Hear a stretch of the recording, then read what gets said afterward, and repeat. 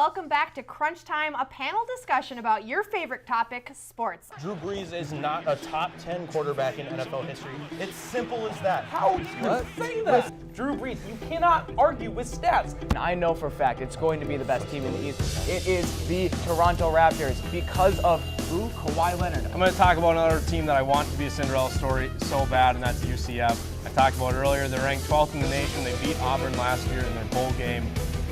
It's Crunch Time.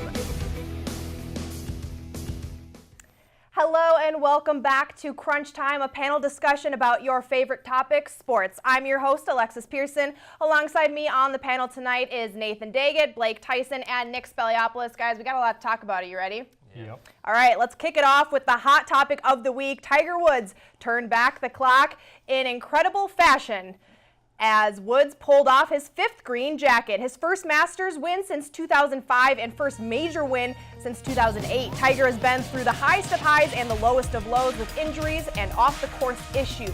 Now he's once again on top of the golf world. Guys would rank this as an all-time moment in sports history. What do you guys think? Is he ranked that high? And if not, where is he? Well, I think this is the greatest comeback in the history of the sport. And if you look at the injuries he had to go through, not in like just the last decade, but the last couple of years.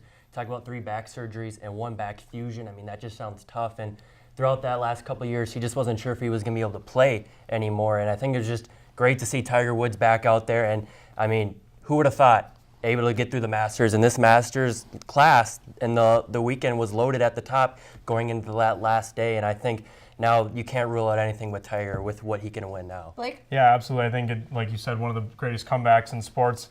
And I also think it's just in general, I think a top 5 sports moment for me. I mean, this is just great for golf to have Tiger back. But I mean, it's just great for Tiger. I mean, he's not as powerful as he used to be. He's got to kind of win with finesse now. Everybody can drive long. And it's great to see him back coming off the back surgeries like you mentioned. It's really good for golf. And it was a heartwarming moment to watch him put that green jacket back on. Nick? And a lot of things that we talk about when it comes to comebacks in sports is it's so focused on the team. The team came back from this. The team overcame that. Well, golf is an individualistic sport, and Tiger Woods did it himself. He didn't have help from any teammate, any coaches. It was all done by himself. And like Nathan said, you can't rule anything out for the future of Tiger Woods. And you have to think at the last 2 majors that they have, the PGA Championships at Bethpage Black. He won a major there in 2002. So you can never rule him out. And I think he could win another major going forward. And we can't write him out. He's 3 away from tying Jack Nicklaus. You Is can't he rule gonna out do it? anything. I think he's got a shot. I think he's got a shot. With the way if you win the Masters, I mean, you can win anything. And the young talent he had to go up against in the Masters was tough. We saw a lot of them kind of struggle at the end there, but Tiger Woods, he showed that he was able to keep calm. He had that like traditional Tiger swagger that you used to see on Sunday in the red, and it was, I mean, like I said, it was just fun to watch and a heartwarming moment for me. And they started it early, and everybody got up, not for the other Three guys, but for Tiger Woods. The way he just Well, that's all we got for that topic. Pretty exciting one. I'm sure if anybody was watching the Masters this week and you could see the excitement, that's why this first point is going to go to Blake. I like what he said about how it's good for the sport of golf and that Tiger swag was back this weekend. So Blake starts us off with the first point of the day. We'll move on to basketball. We're 2 games in so far into these NBA playoffs and have seen a few upsets as DJ Augustine pulled some magic out of his hat to beat the Raptors. The Nets jumped out on Philadelphia in their first game, as well as the Spurs defeating Denver and almost pulling off another one in Game 2. Lastly, the Golden State Warriors blew a 31-point lead against the Clippers. Plenty of fireworks so far in these playoffs, but is there a team that should be worried? What do you guys think, Blake? I think it's time for Oklahoma City to panic. I mean, you can say what you want about the Warriors, but in basketball where an individual can take over a sport, I think they have just more talent than the Clippers. So, like, yeah, did they drop a game? But, again, they're far more talented. But OKC and Portland, as far as talent goes, I mean, both teams have 2 star players. And I just think that the bench is not producing at all for OKC, and Russell Westbrook shooting 35%. And, I mean, I get you're going home now, but it hasn't looked good so far. Paul George has looked rough playing with a shoulder injury. I'm worried for them. All right, Nick? I think it's come panic time in the Eastern Conference with the Philadelphia 76ers. The Brooklyn Nets are more than capable of getting past the 76ers squad. Joel Embiid is out tonight. He's hurt in Game 3. The Nets have what it takes to get past the 76ers. And you talk about the Warriors blowing a 31-point lead. I know they struggle with 3-1 leads. But, it was a fluke. The Warriors are the Warriors. They have 2 of the best 5 players in the NBA right now. They're going to win this series. They're going to win the next series. They're going to go to the Western Conference Finals, and we'll see where they go. No. Yes. If you're the Warriors right now, you have to be worried because not only did you blow 31 points, but you guys are at home, and it's just the Warriors. Like, you got to be able to. And the DeMarcus Cousins injury, he was out. He got hurt in the first quarter, so you can't blame that game on DeMarcus. But now it becomes an issue because he's another offensive weapon that they can go through without having to have Curry and Durant take over. I think this is a big injury, and look at Kevin Durant. He's struggling against Patrick Beverly. I mean, they Okay, succeeded. If they So face here's- the Rockets in the next round, those defenders are going to do the same thing. It's not going to change. I don't see what the problem is here with KD. He wants to be the best player, but in these first couple of games, he's not showing it. Here are my 2 arguments to that. The Warriors are the Warriors. And it doesn't matter that they're playing against Patrick Beverly now. They're going to win. They're going to get past him. There's gotta not a play Patrick Beverly who talks trash in the Western PJ Conference Tucker? outside of the Western Conference. And the Warriors, they didn't win any of their championships with DeMarcus Cousins. So that there in they and played itself. really well the whole but- first half of the season without him. All right, that's all we got for that one. That was a tough one. There's a lot of exciting things happening in the NBA playoffs. I'm going to give this point to Nick. I like the comparison he made with the 76ers and the Nets and kind of that series. And also with a team like the Warriors, you just can't count them out too soon. So Nick gets the second point of the game, and we'll keep it here with basketball. We'll talk about coaches, though. It didn't take Luke Walton long to find a new head coaching gig as he landed in Sacramento with the Kings franchise that took a huge step this season. Walton hasn't been impressive in his first head coaching stint with LA as he went 98 and 148 in his 3 seasons with the team. Now Walton goes North California with the Sacramento team with a lot of speed and a lot of young talent. So how do you think Walton will do in Sacramento? Is this good or bad move by the Kings? What do you think, Nick? I think it wasn't a terrible move by the Kings. Still kind of questionable, but we'll see how this plays out. Obviously, Luke Walton was hired by the Los Angeles Lakers for a reason, and he went through so much turmoil, whether it be Magic scrapping together a bunch of guys and one guy named LeBron James, all that pursuit that led to a lot of chaos with Anthony Davis. I don't think 95% of the coaches in the NBA could have weathered that storm like Walton did. So I think he made the right decision to mutually part ways with the Lakers, sign somewhere else. He'll get a fresh start. He won't have as much success as he did as an interim with the Warriors, but it's in the Western Conference, so we'll see what he can do with a young, talented squad. Nathan? This is a terrible move for Sacramento. I don't know what you're doing. They've had a history of making the bad decisions. They fired Mike Malone after a handful of games, and look what he's doing over in Denver.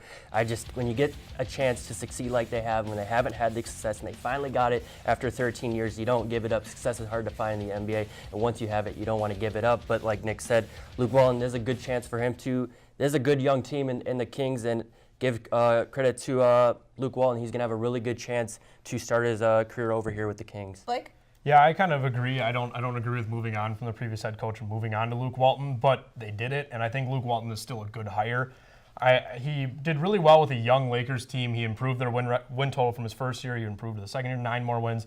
This year, 4 more wins probably would have been better had they stayed healthy, especially LeBron. And like Nick said, you can't really blame him for what roster was put on his plate this year. I mean, Magic Johnson did not do a very good job of surrounding LeBron James with a team that works well around LeBron James.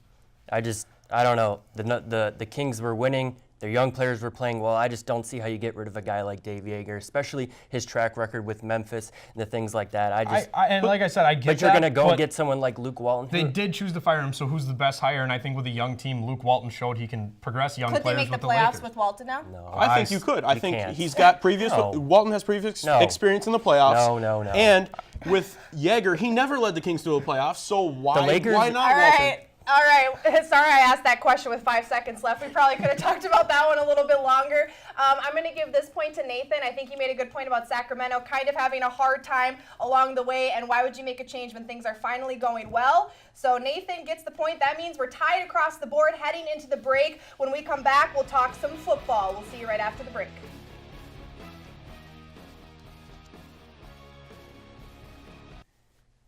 And we're back. If you missed the first round, don't worry. We're all tied after one, so we're starting fresh here in the second. We'll start with football. We'll hit the gridiron as one of the NFL's premier quarterbacks, Russell Wilson, inked the largest deal in history, signing a 4-year, $140 million contract. There was talk of Wilson being moved if the two sides were not able to come to terms, but a deal is done, and Wilson is getting paid $35 million annually. Is this a good or bad move for Seattle here? What do you think, guys? Nathan? This is a great move for Seattle. I think just looking at this division alone and the offensive weapons in this division, the 3 teams in the division are going to score a lot of points. So if you're Seattle, you can't just rely on that defense. You got to be able to put points on the board. This is an only 4-year deal, so you're not going to have to really deal with injury. He hasn't had injury concerns the last couple of years, so he'll be fine when he gets to the end of that deal with 34 and 35 years is what we're looking at towards the end of this contract. I just want to throw out there that video that he posted. So weird. So cringy. What was that? But I think Russell Wilson got a good deal. I think the Seahawks probably overpaid, but that's what you do in the NFL is overpaying for a premium quarterback. But I mean, Russell Wilson, we talk about the Kirk Cousins deal, right? Being overpaid. Kirk Cousins throws annually for 4,000 yards. Well, Russell Wilson's only done it 3 out of his 6 years. He hasn't thrown more than 30 touchdowns. He's done that only 3 times in his career. I mean, he's a really, really good player, but that Super Bowl he won, the 2 Super Bowl runs that he made were with a really good defense, and they ran the ball over 50% of the time last year. You're paying a guy $35 million to run the ball more than you throw it. I think they overpaid for this type of offense that they run. Nick? I think it's kind of a questionable thing because the Seahawks waited till the very last minute to get this deal done with Russell Wilson, So that's why they shot so high with $140 million because they only had one chance to get this right. If they could have been in talks to them 2 weeks prior, he made it public that he wanted a new deal, and if not, he was going to leave. So I blame Seattle for doing that on that side of things. But the other thing that makes me question what Seattle did was the fact that they're in the division with the Rams. This is the Rams' division to control, and I don't know if Russell Wilson can put those points on the board more than Sean McVay, Jared Goff, Todd Gurley, and the Los Angeles Rams can do. Well, I mean, he showed he could do it last year. I mean, the Rams looked unstoppable for most of the year last year, and Seattle got to the playoffs. So they have done it. In a wild card spot. That's the playoffs. Wilson has done it throughout his career without a good offensive line, weapons, and like you said, he's always kind of relied on a defense, but these last couple of years, Wilson has been one of the top quarterbacks in the league. This is a great deal for Seattle, just based off the 4-year deal. All right, that's all we got for that one. I'm going to give this point to Nathan. I like the point that he made about the fact that it's only a 4-year deal, so you're taking kind of a chance. It might be a bit of an overpay, but with the way he's been playing lately, it could pay off. So he gets the first point of the second round, and this is the big crunch of the day. The NFL draft is less than 1 week away with plenty surrounding some of the prospects. Arizona is on the clock at number 1 with San Francisco at 2, New York Jets at 3, Oakland at 4, and rounding out the top 5 is Tampa Bay. Pretty defensive-heavy draft as we look at it, but still plenty of talent to go around. But guys, who are you buying in this year's draft, and who are you selling? What do you think, Blake? I am buying Kyler Murray going number 1 overall. I'm selling him being worthy of that pick. And then I'm also buying the entire offensive line class and the defensive line class, especially in the first 3 rounds. The offensive line class is loaded for teams that need help, which is about half the league. And there's really, through day 3, there's solid offensive lineman picks. You've got Chris Lindstrom, Dalton Reisner, and some guys that'll be fringe day 1, day 2 players. And I think there is a lot of teams in the league that need offensive line help. I can probably name 5 off the top of my head that are like, oh, they'll probably be fine going into next year. Nick? I think I'm going to agree with what Blake said about Kyler Murray. Very weird situation there. But I'm going to sell Ed Oliver. Going into the college football season, he was the top pick. He was the name that everybody was going to talk about on defense. He's small for a defensive tackle, and this isn't the American Athletic Conference anymore. This is the NFL. It is the big leagues. He's too small to play at the defensive tackle. He hasn't played enough time at the defensive end. I don't think he has success in the NFL or that much success. The person who I'm buying, Ole Miss wide receiver, A.J. Brown. Everybody's talking about DK Metcalf, his amazing performance at the NFL Combine. But A.J. Brown leads Ole Miss history in receiving yards in a career, in a game, and in a season. He's more reliable. He only missed 2 games in his time at Ole Miss.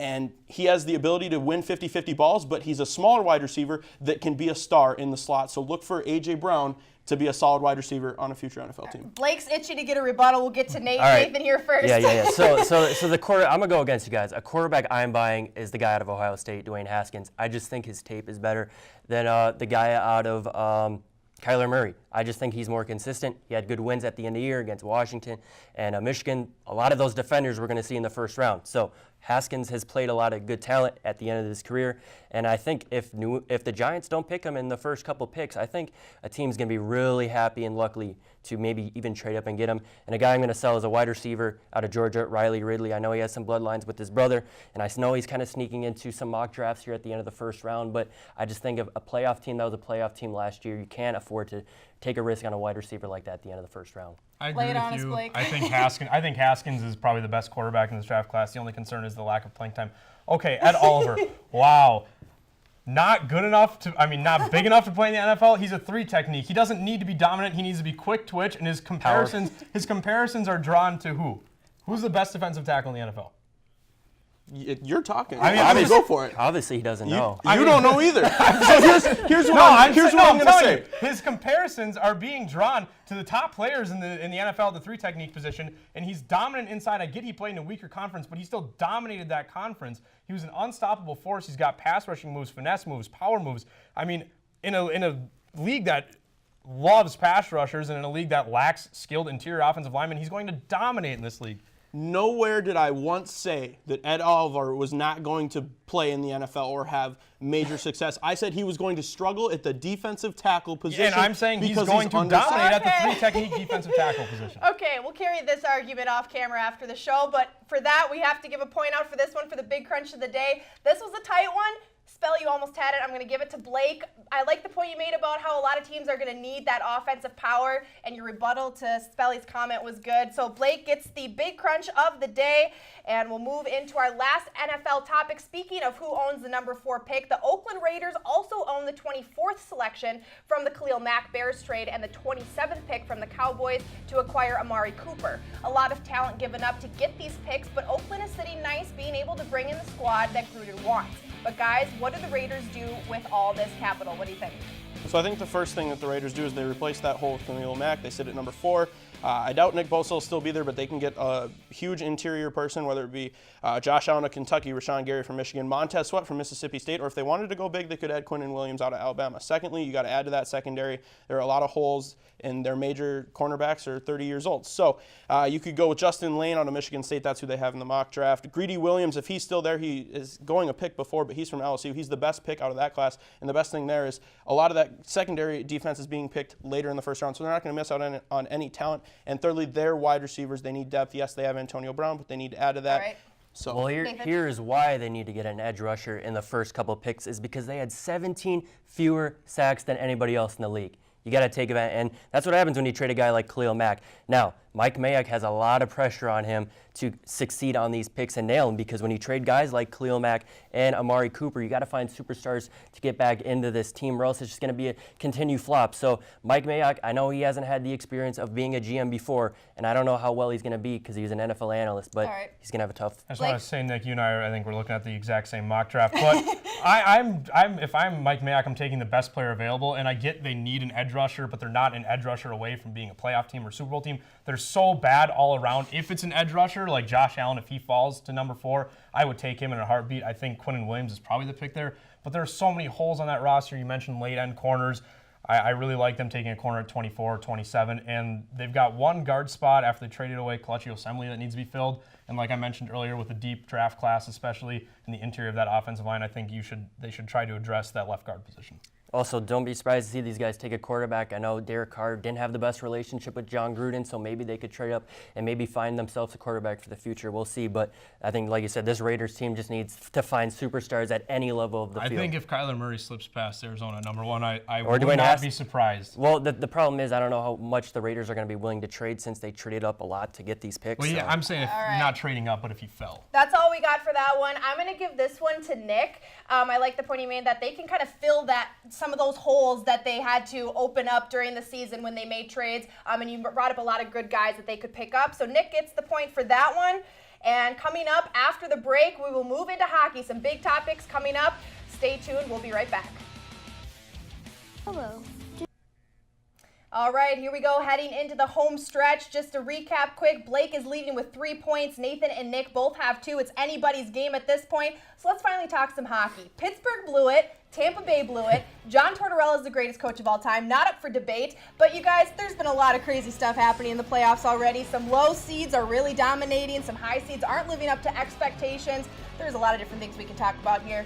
What have been some surprises for you so far? Nathan? I just think Columbus is really setting themselves up now after this sweep against Tampa Bay to make a good run at it now. I think they that was a tough series they were going to play. Tampa Bay was only a few wins away in the regular season from kind of breaking the record for most wins, and I think now they wait for a winner between Boston and Toronto, and that's probably going to go game 7. So those are going to be extra games and more rest for Columbus, and I think this team has shown that they have enough scoring depth, they have a good goalie, and they're good on the back end with Seth Jones. I think they have the full thing. Now they're going to start to continue to click. Blake?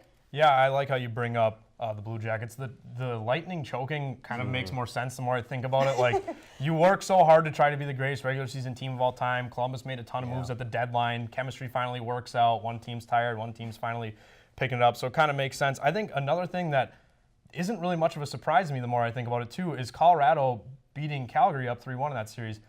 Calgary, Mike Smith is not a good goaltender, and the back end is not good. They were the best team in the Western Conference in the regular season, but when it comes to playoffs, you need a good goaltender. Nick?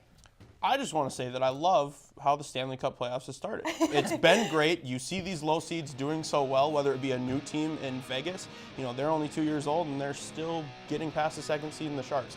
And I think that that the Stars, as a wild card, should get past the first seed Nashville Predators. But I like how it's full of upsets. It makes things exciting, and I think the biggest match that I'm watching is the match between the original 6, the Toronto Maple Leafs and the Boston Bruins. Obviously, it would be interesting if the Boston Bruins got past the series because it would switch some things up come the NHL draft, but at the same time, the original 6 team that is farthest away from a championship has been the Toronto Maple Leafs, so it would be nice to see them kind of get back in there. And I would say it's an advantage that they're going to play against Columbus just because they won't be playing the number 1 seed in the Eastern Conference anymore. But Columbus is going to be ready. The way they showed against Tampa Bay, I mean, you sweep the number 1 team like that, Tampa Bay couldn't even get a game away from Columbus. That's all we got for that one. Again, we could have talked about that one all day. I'm going to give this point to Blake. I think he made a good point about the comparison of the rest and those levels between the Blue Jackets and the Lightning, and also the fact that Mike Smith is not that great. That's not really breaking news, but it's important. So Blake gets the next point, and we'll move on here to what the Wild are doing. They didn't make the playoffs this season for the first time in a long time, the first time since Zach Parise and Ryan Suter became part of the team, and now their offseason started early, and a lot of questions are up in the air. What's going to happen with Jason Zucker? What's going to happen with Jared Spurgeon? A lot of things need to happen over the season if the Wild want to have a good year next year. So what do you guys think are some important changes that should happen or need to happen over this offseason? Blake? Well, I think the Wild for years have lacked right shot scoring, premier true number 1 center. And, I mean, those are probably your, top 3 things. And I think Jason Zucker, like you mentioned, will be traded. He was almost traded at the deadline to Calgary. I think Fenton will re-engage in those talks before his 10-team no-trade list kicks in July 1st. And I think you need to get ahead of the Jared Spurgeon free agency that's coming in the summer of 2020. He'll be a free agent after this season. He's going to command a big raise, probably a 7-8 year contract. And if what you are in is a rebuild, whether Fenton wants to admit it or not, you need to decide Jared Spurgeon's future because he's a right-shot defenseman. Nick? And you touched on pretty much everything that I would talk about, but I'll go into it a little bit more in detail. I think that Jason Zucker has the potential to be traded before or during the NHL draft. It's not going to sink into the summer months. It's going to be made during the draft so that the Wild might potentially move up a few spots. I'm not saying they're going to get up into a top 3 pick by any means, but and like Blake said, whether it be in the draft or in the free agent period, the Wild need right-handed shooters because if you're shooting from your offhand, it just never works I think out. if you just look at the contract situation with the Wild, with Parise and Suter, the young guys definitely, they just got to step up this season. I like some of the moves they made at the deadline to get some of these younger guys in. It's tough because a lot of the Wild fans were kind of upset with some of the moves they made at the deadline, but the thing was the Wild at the deadline season, they've always been the buyers, and this season they were a seller, so it was tough for the fans to see some of these guys go, but I think they're going to be fine next year. I think it's just get these young guys in there. They got to get more scoring from their wing positions, and I think when your top point getter is Parise with 61, that's not going to do it enough. But this Wild team, I'm not worried at all. They don't have enough cap space, but I think they've shown that they can find ways to be creative. And I think I'm curious to see what they're going to do because you've got the young guys like Donato, Fiala, Cunnin, Greenway, what have you, Zach Parise, not a young guy, but guys that need to be playing top 6 minutes in order to develop. So does signing a free agent going to help those guys develop? That's all we got for that one. Again, a lot of things we could talk about there. I'm going to give the final point of the day to Nick. I think the important thing about what he said was that the Jason Zucker trade would need to happen before the draft so that the Wild could potentially get a different draft pick. So he gets the last point of the night, and coming up after the break, we'll find out who the winner of this episode is. Well, that was a pretty close episode of Crunch Time, but Blake Tyson comes away our winner. Blake, the floor is yours. Well, I just want to say shout out to Nick. I mean, you made it close at the end there. I was a little scared that you might come back and tie it, but Nathan, you did a great job too.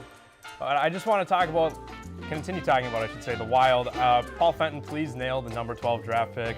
No more Philip Johanssons. I mean, the Swedish GM for the national team didn't even know who this guy was. Please nail the draft at number 12. I really like Arthur Kaliev. He scored 51 goals. You've heard his plea. Hear us out, please. That's all for our episode of Crunch Time. We'll see you back here next week at the same time, same place.